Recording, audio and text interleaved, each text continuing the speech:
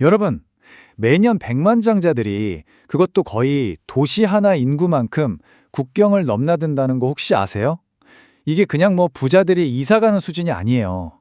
한 나라의 그러니까 미래가 통째로 움직이는 거대한 부의 이동이 바로 지금 벌어지고 있는 거죠. 오늘은 도대체 왜 이 많은 백만장자들이 자기 나라를 떠나는지 그 돈의 흐름을 한번 같이 따라가 보겠습니다. 자, 바로 이 질문부터 한번 시작해 볼까요?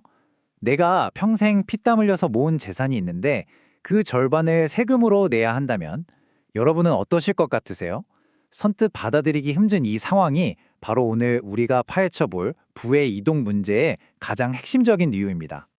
1200. 이 숫자가 보이시죠?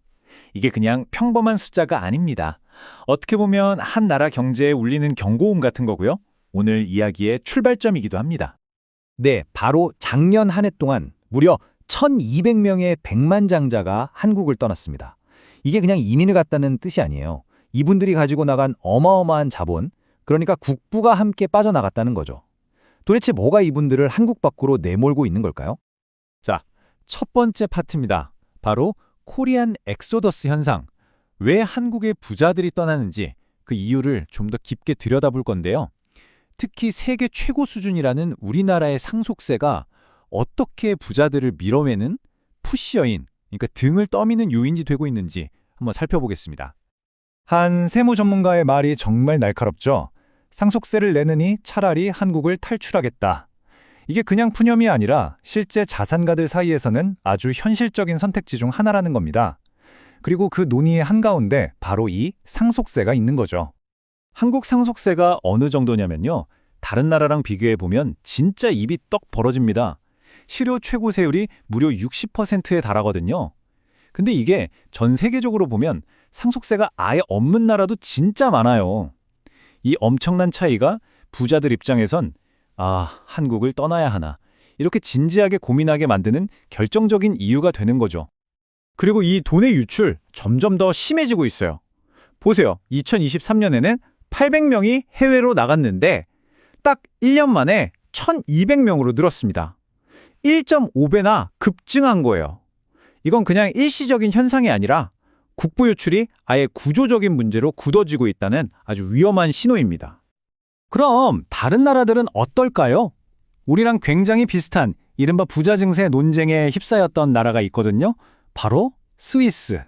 그런데 이 나라는 우리와 정반대의 길을 선택했습니다. 스위스의 선택이 우리에게 뭘 시사하는지 한번 보시죠.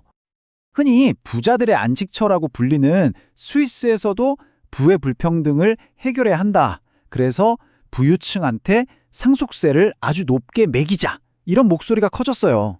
결국 재분배냐, 경제 성장이냐. 마치 지금 우리나라가 겪고 있는 것과 똑같은 딜레마에 빠졌던 거죠. 그런데 결과는 정말 놀라웠습니다. 국민투표를 했는데 무려 78%가 넘는 압도적인 표 차이로 슈퍼리치 과세안에 반대표를 던진 겁니다.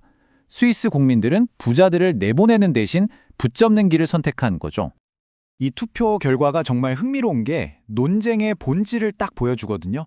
한쪽에서는 분배와 공정을 이야기했고 다른 한쪽에서는 성장 그리고 국부 유출을 막아야 한다고 주장했어요. 결국 스위스 국민들은 당장 세금을 더 걷는 것보다 부자들이 기업까지 데리고 나라 밖으로 나가버리면 국가 경제 전체가 흔들릴 수 있다는 더 큰 그림을 본 셈입니다. 자, 이렇게 어떤 나라는 부자를 내보내고 어떤 나라는 붙잡으려고 하죠. 그렇다면 이 떠나는 부자들을 아주 적극적으로 끌어당기는 뭐랄까 거대한 자석 같은 나라들은 어디일까요? 부를 둘러싼 이 세계 대전에서 이기고 있는 나라들의 비밀 병기가 뭔지 한번 살펴보겠습니다. 부자들을 유치하는 나라들의 핵심 무기 바로 골든 비자입니다. 쉽게 말해서 돈을 좀 투자하면 세금 혜택은 기본이고요. 장기 거주권에 심지어 시민권까지 주는 VIP 패스 같은 거예요. 이게 바로 국경을 넘는 거대한 부의 이동을 만들어내는 가장 강력한 엔진 역할을 하고 있습니다. 특히 요즘 가장 핫한 곳이 바로 아랍에미리트, UAE의 두바이입니다. 새로운 부의 수도라고 불릴 정도예요. 왜냐? 상속세, 소득세가 거의 없는 파격적인 세금 제도, 아주 간단한 장기 거주 비자, 거기다 암호화폐 같은 새로운 자산에도 굉장히 개방적이거든요.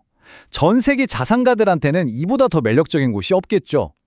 특히 최근에 중국 정부 규제를 피해서 싱가포르를 나왔던 중국 부자들이 대거 두바이로 몰려가면서 부의 지도가 아예 바뀌고 있습니다.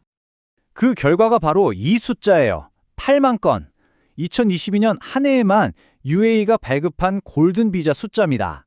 바로 전해에 4만 7천 건이었으니까 거의 2배 가까이 늘어난 거죠.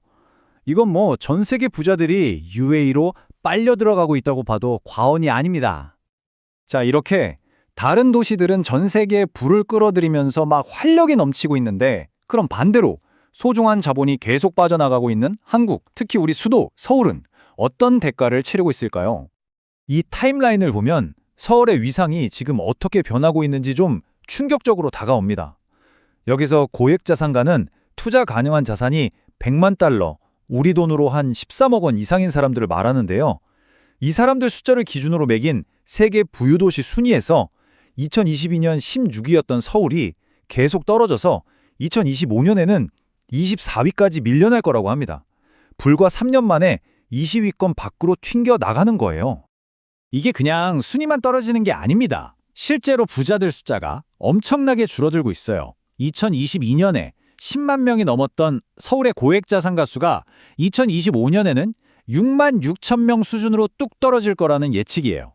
3년 만에 3만 6천 명 넘는 부자들이 서울을 떠나거나 자산이 줄어든다는 거죠. 이건 도시의 소비, 투자, 세금 수입에 직접적인 타격을 줄 수밖에 없습니다. 자, 그런데 지구 반대편에서는 완전 다른 일이 벌어지고 있습니다. 이 숫자 102%. 이게 바로 그 답을 보여줍니다. 네, 바로 두바이의 고액 자산가 인구가 지난 10년간 성장한 비율입니다. 2배가 넘게 늘어난 거죠.